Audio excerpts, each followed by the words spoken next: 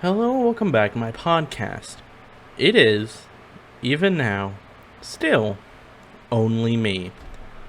It's been another little while since the last episode, and I know, I sort of like the upload schedule, if you will, of waiting a while between episodes because it allows me to properly have stuff to talk about when the next episode comes, and doesn't just leave me putting out a wimpy 14-minute episode. How pathetic. But yeah, that's probably how the upload schedule for these will probably look in for the next while.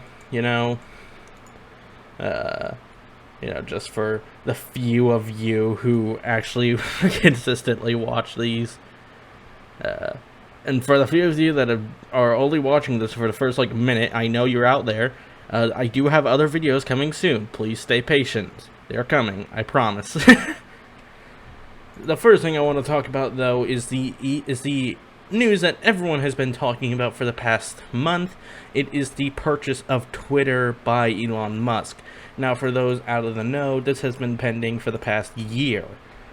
Ever since Elon initially offered in April, it's been under investigation by the US government and back and forth arguments with Twitter and Musk, respectively. And late in October, they finalized the deal, and Elon Musk now owns Twitter. What are my general thoughts on this? That should be obvious based on my previous, not liking of Twitter. Well, my previous not liking of Elon Musk. I hate Tesla. That is a clear fact, and one person I hate even more than Tesla, well, just barely, is Elon Musk. He's an idiot.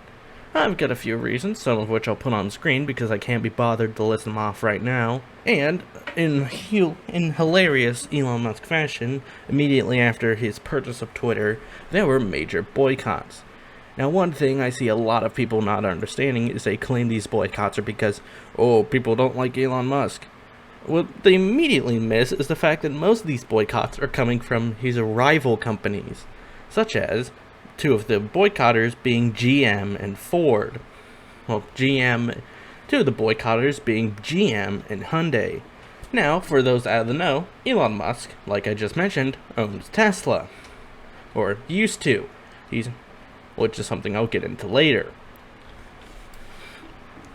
Tesla is a car company. Being a car company means you are naturally a rival to every other car company in the industry.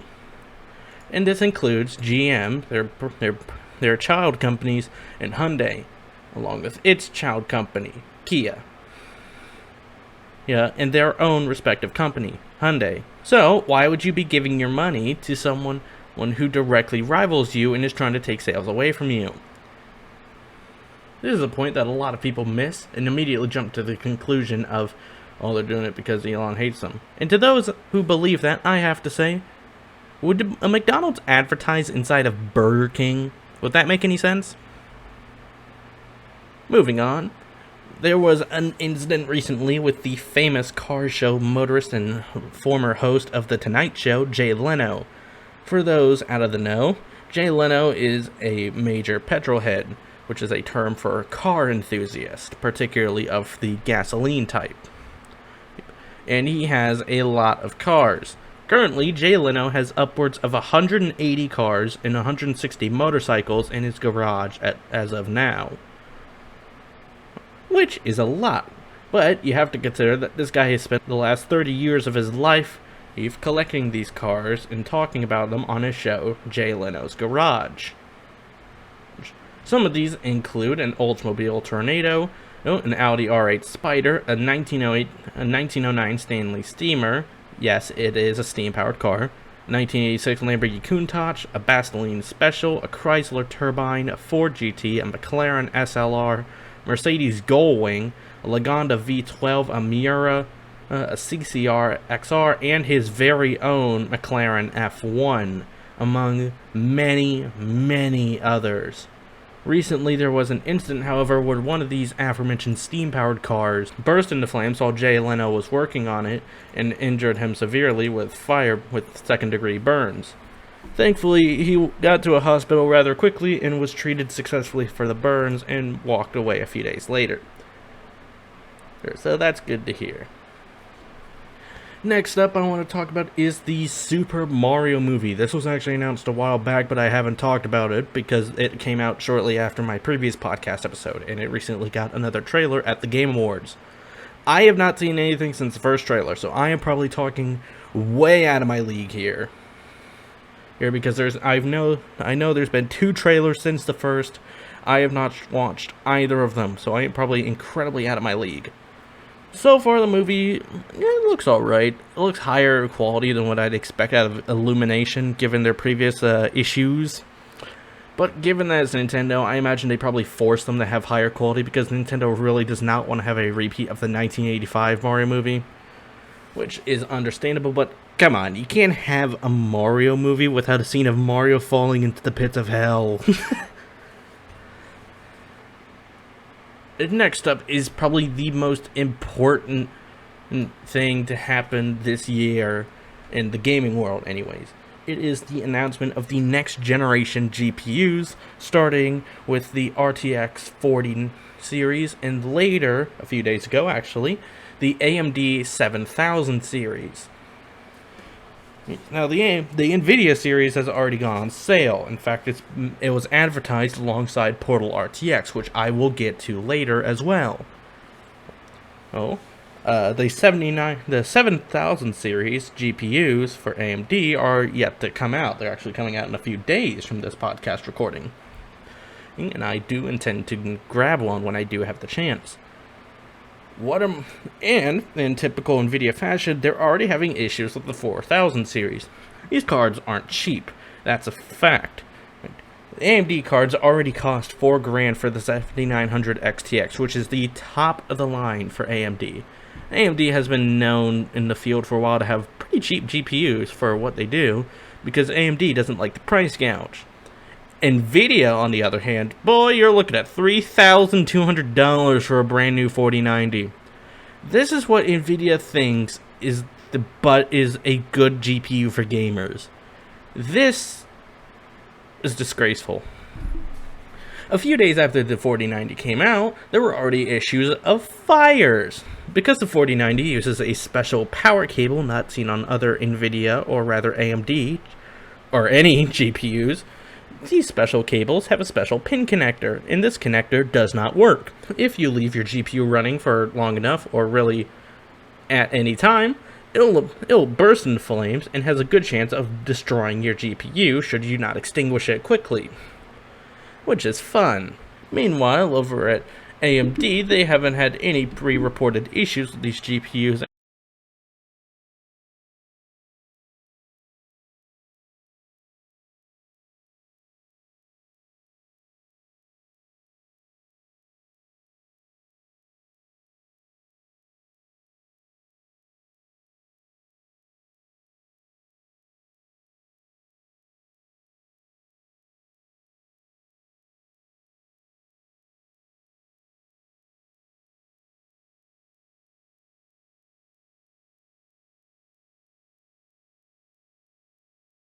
The entire show for the reveal just roasting NVIDIA for being a giant bag of being a giant bag of idiots. So, I will certainly be looking forward to treating myself to one of the 7000 series GPUs and possibly CPUs when they come out. Recently, a report came out about Facebook's metaverse. Now everyone's pretty much heard of this, the Facebook Metaverse project, the project that practically coined the term metaverse. A report recently came out that after over $15 billion spent on the metaverse project, the game barely made it back. Internal documents showed that Facebook initially set a goal of reaching 500,000 monthly active users for the metaverse by the end of 2022. However, later that year revised that figure down to 280,000. A report has found that the current number of monthly active users is less than 200,000, which is less than the population of a town in South Dakota by the name of Sioux Falls. For comparison, Facebook's other social platforms such as Instagram and WhatsApp have a combined total of more than 3.5 billion active monthly users, which is equivalent to half the world's population. Okay, nearly half. These company documents show that the users have not been returning after the first month, and more so, it's been declining since the spring. A video by RT Game, which is a very good video, really shows how dead the world is. Internal statistics also point out that only 9% of virtual worlds are ever visited by at least 50 people, and most of these worlds are never visited at all. A similar fate befell in a metaverse project surrounding real estate NFTs. Project that had $2.1 billion dedicated into it recently came around and found that it has 12 monthly active users. What a great use of the money. Who Killed Captain Alex? This is a movie that has been out for a long time. It inspired the old Uganda Knuckles meme and was even part of the meme when the creators embraced it. It is branded as it is the first action adventure movie coming out of Uganda, a small country in Africa. Recently, they announced the upcoming release of Who Killed Captain Alex 2, which should be coming out in the coming years, and I am very excited for it. Who Killed Captain Alex is often regarded as, well, it's hilarious. It's an action movie that takes all the action and mixes it with overdubbing and just... This is not meant to be an insult to the worst CGI you'll ever see. Wikipedia states that the budget for the movie was $85, which makes sense because allegedly the story behind Wakaliwood Films is that the founders of the company had to sell everything they own and sell bricks on the side of the road in order to be able to finance the film camera. Right? And in order to edit the films, they use old computers that they put together, which is just sad.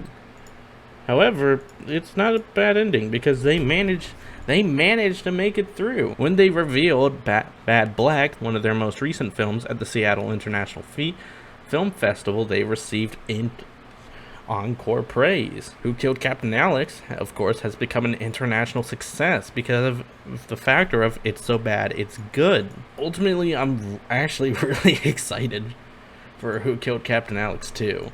I feel like with the money they have now, there's been photos coming off of their Twitter account that you can go follow here, like I do.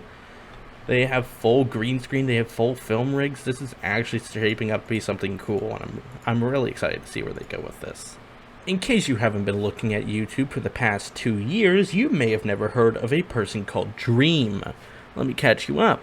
Dream is scum. He is a Minecraft YouTuber that previously ran the Dream SMP Minecraft server and video series, and is well known for his highly controversial speedrun of Minecraft, in which he cheated using mods to make it easier to get ahead, and started an internal conflict within the Minecraft community about whether or not it was cheated, before he himself admitted later that year that it was cheated. It was promptly banned from speedrun.com. After the moderators determined that his speedrun was illegitimate. This was during the time before he admitted it, and he called the speedrun mods incompetent. Keep in mind, this is a group of highly professional speedrunners who spend their days monitoring speedruns and looking for tiny differences in speedruns to make sure they're legitimate. This is also with the fact that the luck Dream was receiving in a speedrun was equivalent to a 1 in a trillion chance, which is absolutely impossible given the odds of Minecraft. Recently, Dream did a face reveal. It has been long teased ever since the MrBeast 2019 YouTube Rewind, in which he was supposed to show his face but instead had a mask on. And he looks about as basic as you can get. Of course, in his typical narcissist behavior, he has his revoked Guinness World Record behind him on his wall. This record was revoked after his speedrun was found illegitimate and actually has no legit value. It's just a piece of paper on a wall. Oh, and he also has his YouTube banner, his YouTube name on an LED sign. Like, how much more can you get? Overall, it's just hilarious looking at all the memes that came out about him, about how average he looks, and just...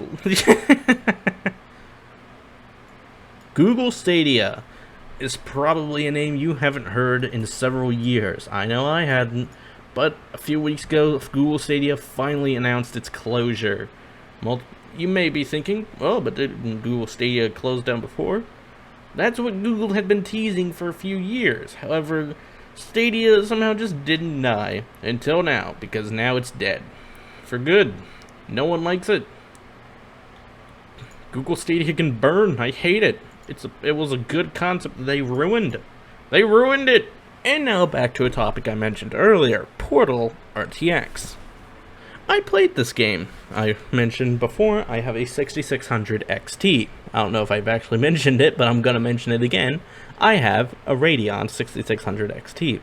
I know a few of the Nvidia bros are going to be in the comment section going, oh, but AMD doesn't have the performance. And I will say, yes it does, just not the ray tracing performance, but it can still do ray tracing, more closer to a 2080 spec instead of a 3060. And my gosh, Portal RTX is the most unoptimized thing ever. Booting into the game, it immediately kicks you into ultra settings. Because yeah, that's what this needs. You know, minimum recommendations by AMD, by Nvidia, is a 3060, which is pretty close to my GPU. I was getting no frames on this, on the title screen of Portal. And keep in mind, they've rigged it up now, so you have to use Nvidia's ultra special little menu in order to navigate to the settings and turn it down to high, which is the minimum. There is no low or medium, there is only high. I feel especially with the fact that this game is recommended spec is a 3080 and a ultra spec is a 4080. They really are designing this to be a case of, oh, well, we can do this, but AMD can't. I don't really know what I'm going with here, but I'll make this point. No one cares. If Nvidia thinks that this is the way to advertise a GPU, it's not. The best way to advertise a GPU, especially with high-end, is to advertise how much it can handle. Like, Minecraft explosions. How much explosions can it handle? That'd be really cool. Like, light ray tracing. What can Fortnite get? That's a game a lot of people play. And now with the Chapter 4 graphics, it looks really good, but it tanks your graphics because of Lumen. How does that game run? Nvidia won't tell you because AMD can do the same thing. Portal with RTX is genius because it's designed specifically for Nvidia devices. There's a reason why they don't have FSR or DLS, because DLS is baked into the Nvidia GPUs. They don't offer FSR, even though it's available for Nvidia GPUs as well. They don't care. They're not going to do anything for AMD. They hate them. They hate their consumers. And you can tell people don't like this game because it's currently sitting, as of right now, at 48% of all total reviews on Steam are positive for Portal with RTX. It could be much lower when this video is being edited, or it could be higher. I don't know. When I first played the game, it was already sitting at a crisp 56% positive, which is not a good sign for Nvidia. Overall, this game is a mess. Oh yeah, did I mention this is still running on the Half-Life 2 engine? Moving on, we have the GTA 6 leaks from earlier this year. Now this one is pretty old. I don't really need to cover this because I imagine you've probably seen it, but I will anyways. Earlier this year, a lot of footage of GTA 6 was leaked. Back in February, Rockstar confirmed that GTA 6 was in development, and in September, over an hour and a half of footage leaked internally. This sprawled a series of takedown requests by Take-Two trying to stop it from leaking, but ultimately they gave up, acknowledged they messed up, and the footage is still out there. There are a few videos, and Take-Two is trying their best to keep it down. I'm not going to include any of it because I know I'm going to get a takedown request from Rockstar. Rest assured, if you can find any of the footage, it looks exactly the same as GTA 5, only with more detail. Now, of course, what does this mean? Well, given that GTA 6 was approximately 7 months into development and is probably being developed off the back of GTA 5, this is to be expected. So we can't be too harsh on it. However, what we will be harsh about is the fact that this game is 7 months in development, developed off the back of GTA 5, and still looks like GTA 5, but with more detail. Why? GTA 5 is 9 years old, and you can't make a game look better than GTA 5? Like, I know there's shader packs, of course. You can make it look better, but if you can't make it look better by stock, sweet lord. Tampa is a city in Kansas, but it's also a city in Florida. You were probably thinking of the latter when I said Tampa, because recently the citizens of Tampa, Kansas learned of several people trying to go to Orlando and being redirected 20 hours away to Tampa, Kansas. So, after a lot of funny talks with the mayor, they managed to round up the entire town of 95 people to go to Tampa, Florida, and they recently met up there, which was pretty nice. That's a nice, The Game Awards has happened earlier this week, and ultimately the game of the year was Elden Ring, the legendary game that everyone and their mom has heard about, probably. Elden Ring also walked away with a few awards. God of War mainly went for performances, and the most important award to me, Player's Choice, because this was a competition between Genshin Impact and Sonic Frontiers. I've stated my opinions on Sonic Frontiers before. I hate Sonic Frontiers. I also hate Genshin Impact. However, I don't hate Genshin Impact as much as I hate Sonic Frontiers. So, it brought me infinite joy to see that Sonic Frontiers took another L. There were a few other awards, like Valorant winning Best Esports Game for the third year in a row. Why is this winning awards? It wasn't even released this year. And the Sonic, why are they doing movies now? Bugatti, it's a car company. They've expanded into other territories as of late. They make bikes, they make wine bottles, and now they make safes. You can now have a Bugatti branded safe. You know, just because, you already spent $2 million on your Bugatti, why not spend another $300,000 on your Bugatti safe? Gotta have security at a price, you know? You got.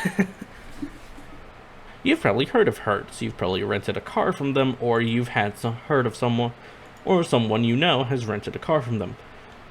Apparently, over the past few years, there have been multiple reports of Hertz saying that someone has stolen a car when really they haven't, and charging them wrongfully for it. Recently, a lawsuit against the company for this, citing 364 cases, has resolved, and now Hertz has to pay $168 million in settlements. That's a lot of money. A man from Argentina has set the new world record for drunk driving. In the US, the legal limit for driving while having alcohol in your bloodstream is 0.08 grams. This man has 0.272 grams. That is 69 times the legal US limit. It is enough alcohol to render 70 people unfit to drive. It is enough alcohol to put 12 people in a coma. Of course, the guy only drove a few yards before crashing into a pole. However, he did get the world record for being the most drunk to not death person ever. So, good job. The death of the Corvette has finally come. Many people close to me will know I love the Dodge Viper, and I've been very sad about its death. However, one car I've been hoping would not die just to keep the two-door sports car going was the Corvette, and it is dying. Chevrolet has announced their intentions to produce EV spin-offs of the Corvette in 2025 with a four-door sedan and an SUV. It's over. Climate protesters. They're a thing. They're very annoying, and no one likes them. Well, you might have heard of the instance of them attacking paintings in museums. That wasn't enough for them, so they went after cars. First off the block was an Aston Martin dealership, which they hit with orange spray paint. Not deterred, they went after some Ferrari supercars and probably got beaten to death by Italians. And finally, the one that makes me want to slaughter them all mercilessly until they stop screaming and can no longer feel the skin on their bones. They attacked a BMW M1 race car painted by Andy Warhol and covered it in flour. Now, for those out of the blue, Andy Warhol is regarded as one of the most influential car designers of all time in terms of his painting. So to see that they're going after cars and only imagining what on earth they're going to do next makes me filled with an indescribable rage towards anyone that claims that we need to save the environment. You know who you are, and I'm always watching. And I'm going to find you. The Hyperion XP1. It is a car I have wanted to talk about for a while because it is the world's first hydrogen supercar. It is the performance of the Bugatti Veyron with the range of even more of a Prius. It's got 1,000 miles of hydrogen range. It has recently been unveiled in the skin, 2.2 seconds 0 to 60 in the aforementioned 1,000-mile range. And it's been recently revealed to have its own mobile charging units. That's very cool. And finally, it's the death of the supercars. The Acura NSX, the Lamborghini Aventador, and the Audi R8. They have all recently received their final editions, being the NSX Type S, which recently had its final unit built, the Aventador Ultimate, which also had its final unit built, and the upcoming Audi R8 GT, which will only have 150 built. This is truly the end of the era, the last of the pure supercars, and the beginning of the hybrids, or possibly the rebirth of the pure supercars. But with death comes new life, with the new Mustang, and don't be honest, doesn't look half bad. It's not as good as the previous one, and it's especially not as good as the 1st gen or the 6th gen, but it doesn't look bad. I'll say that about it. It's still got the 4-cylinder EcoBoost and the 5-liter Coyote V8. There is no word about a Shelby. We don't know. Ford hasn't said anything. They went on saying that we should thank the Mach-E for existing, which I will never thank the Mach-E for existing. Speaking of things that I want to destroy with a brick, the Ferrari Purosangue. Ew! What is this thing? This is absolutely vile. This is the way you know a company is sold out, when they design something that goes against every single rule of the company's heritage. Is this. What is this thing? Is this filth? Is this meant to be torture? Underneath you will find the Ferrari V12, but that doesn't matter when it's a 4-door Ferrari that costs 400,000 euros. What? Moving on from that abomination, we have something good. The new Pagani Utopia. Returning back to the AMG V12, it is the follow-up to the Huayra after so many years. Honestly, I've seen a lot of people hating on how it looks. I think it looks great. I like how it's sort of a return to how the Zonda looks, but the Zonda has such a unique style, I don't think Pagani will ever be able to best it. Like how many describe the Lexus LFA, Toyota designed it so good they can never design it better.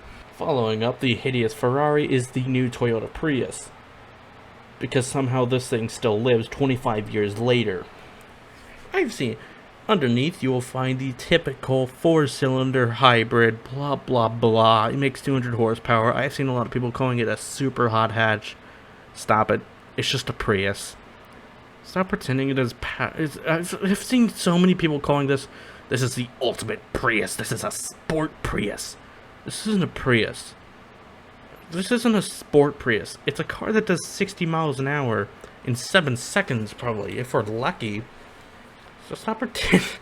It's not even like you'll get 200 horsepower. The electric motor's probably going to be getting close to 2. For those who don't watch NASCAR like me, you may have not seen the wall ride. However, it's been all over the news, so I'll mention it anyways. Ross Chastain, during one of these finals for the NASCAR blah blah blah, he performed this. Chastain, Elliott, Bell, and Logano are going to fight for a championship in Phoenix. Take a look at what he did. I have never seen anything like that before in my life. Now, I'm not going to say I'm a motor sport enthusiast. I don't care about motorsport or any sport for that matter. What I do care about is the fact that this is cool, and we all did this at some point when playing a video game. You know who you are. You did this. So did I. We all did this. This guy is a legend. I've seen even F1 people saying this is the best moment of 2022. The new Koenigsegg CC850. This is how you do a retro revival. Get out of the way, Lamborghini Countach. That's nothing. This is how you do it.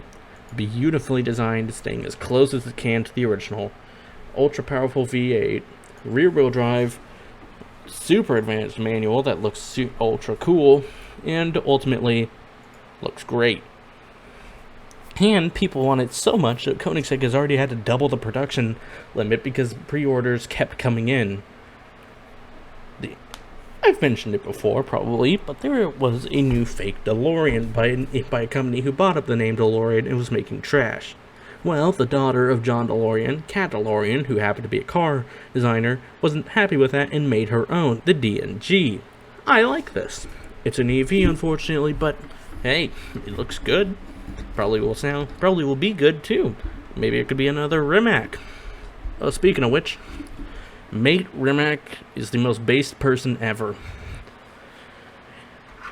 You might have, a while back, he purchased Bugatti in a merger known as Rimac Bugatti, where Rimac now manages Bugatti, and he made recent statements that are incredibly based, such as Bugatti will not make an EV for 20 years, Rimac will not make an SUV ever, and Bugatti will not make an SUV for at least 10 years. Based. The Ariel Hypercar. This is probably the coolest concept I've ever seen. It is an EV sports car, stick with me, with a gasoline engine powering it. And you might look at that and go, but didn't you just criticize the Prius? Oh, look at this, it's a jet turbine! Yes, that is a gasoline jet turbine on the back of the Hypercar. It is insanely cool, and yes, it actually works. I love this thing. And all the panels are made out of carbon fiber. You can't get much cooler than that. The Myers-Mongs 2.0 is a recently announced EV rebirth of the classic beach buggy. Now, I love the Myers-Mongs. I want to own one someday, and I'm actually a fan of this. My rule for EV rebirth is, as long as it isn't overhauling something major about the car, I'm fine with it. And the Monks is a case of that, because it was never about the engine or the chassis or what's underneath. It was always about the car itself. And the 2.0 is a perfect example of that, because I like this. There's a new Porsche 911 GT3, and that's all I can say about it because it looks hideous. Look at this thing. It looks rice. The last Alfa Romeo with the V6 engine has been released, and it is called the Toenail. I'm pulling your leg, it's called Tonale, but would you expect me to call it Tonale? No, I'm calling it the Toenail. Look at it. It has already been rebranded as the Dodge Hornet in America, because of course Stellantis would rebrand something. And Alfa's boss has said it is the last internal combustion engine Alfa there will ever be. EA has canceled Project Cars and Dirt. For the rest of us who have never heard of Project Cars or Dirt, Project Cars and Dirt are games about cars. Project Cars was meant to be a take on a rival to Forza and Gran Turismo, where you race through streets, while Dirt was meant to be a rally racing game, both of which have been canned by EA to focus on Need for Speed, of all things. Because why wouldn't you? Why wouldn't you throw away a historic series just to focus on trash? The Mercedes AMG 1 recently set the highest ever record on the Nürburgring. Now, a lot of you may recognize this car from being in Forza, which I do too. However, it is itself a unique car, as shown by, well, getting the highest lap on the Nürburgring, which is an extremely demanding track. Which is pretty special, if I do say so myself. It's funny how most of these are just like me saying, oh, that's so special, and not saying anything else, despite the fact that there's so much more that can be said about them. Like the new BMW M2, that's so special. I love this thing. I've seen a lot of people calling it ugly or whatnot. I think it looks incredible. I love this little straight six that's still in it. I love the fact that it still maintains everything about the M2. But it just looks so much better. Especially the Performance Edition. Oh! The final Lamborghini Huracan has been revealed, the Sterrato. Ugh. This is an alright car, don't get me wrong. I like the idea of a lifted supercar. The issue is, a lot of people are calling this the off-road Lamborghini. Now let me ask you something. Would you take a Honda Civic off-roading? If the answer is no, you're driving the Lamborghini Serato. Because this thing has less ground clearance than a Honda Civic. You want to call this thing the off-roading Lamborghini? The most off-road you're going to go in it is the equivalent of a Jeep Wrangler, which is driving through slight dirt. Chevrolet and Cadillac have been announced to be creating sub-brands of the Escalade and Camaro. Do I need to say anything else to emphasize how angry I am about this? Well, if I did, this podcast would be going on for another hour because this is just absolutely stupid and another way for GM to milk more money out of their existing brands because they can't be bothered to make anything new. And with that, I will be ending this episode of my podcast before I burst into a ball of flaming anger. Thanks for listening. I have more videos coming out soon. Maybe we'll make another podcast episode before the end of the decade. I do have another video coming up after this. So thanks for watching. Make sure to like, subscribe, and I'll see you next time.